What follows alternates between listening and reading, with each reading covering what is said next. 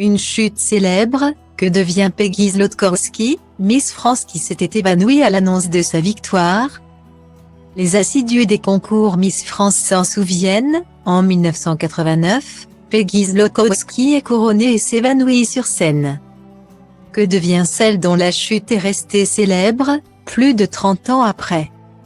Elle a indubitablement marqué les Miss France de son empreinte, mais peut-être pas comme elle l'aurait espéré.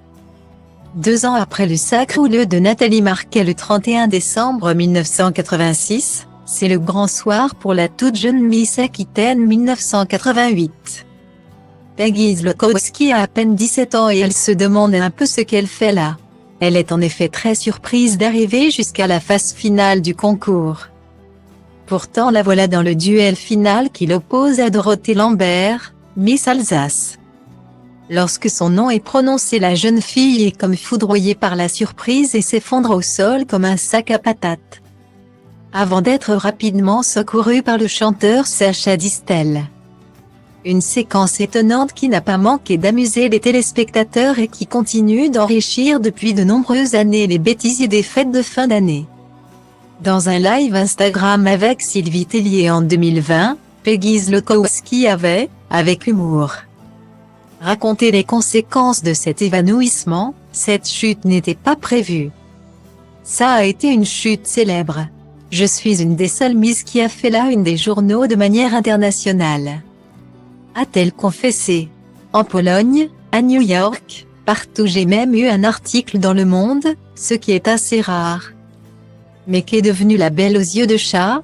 Les nostalgiques l'ont brièvement retrouvée sur TF1 lors de l'élection de Miss France 2021. Sur la scène du Puy du Fou, à l'occasion du centenaire de cette élection de la Reine de Beauté. Le comité Miss France avait rassemblé plus d'une trentaine de Miss France, elle était au rendez-vous. Malgré son entrée fracassante dans le monde des Reines de Beauté, Peggy n'a pas fait carrière sous l'œil du public. Dans la dépêche du Midi en décembre 2020, elle en révèle la raison. Selon l'ancienne Miss Lot-et-Garonnaise, les portes ne se sont pas ouvertes à cause de son jeune âge. Une affirmation qui est pour elle confirmée par la déconfiture mexicaine qui suit son élection en tant que Miss France. J'ai été disqualifiée du concours Miss Univers. Au bout de 10 jours de préparation, on me dit que je suis trop jeune. Bien sûr qu'il y a eu une déception. J'ai dû rentrer. Elle estime toutefois que le concours lui a beaucoup apporté, très vite. J'ai été dans la peau d'une femme que je n'étais pas. Mais ça m'a permis de m'enrichir intellectuellement. J'ai voyagé, j'ai rencontré des tas de gens, j'ai vécu des expériences et des événements incroyables et inoubliables. Après 7 années vécues à la vitesse de l'éclair, il faut déjà rendre la couronne. C'est Gaëlle Voiry, depuis tragiquement décédée, qui la remplace. Elle revient à une vie plus discrète et s'installe à Toulouse qu'elle n'a pas quittée.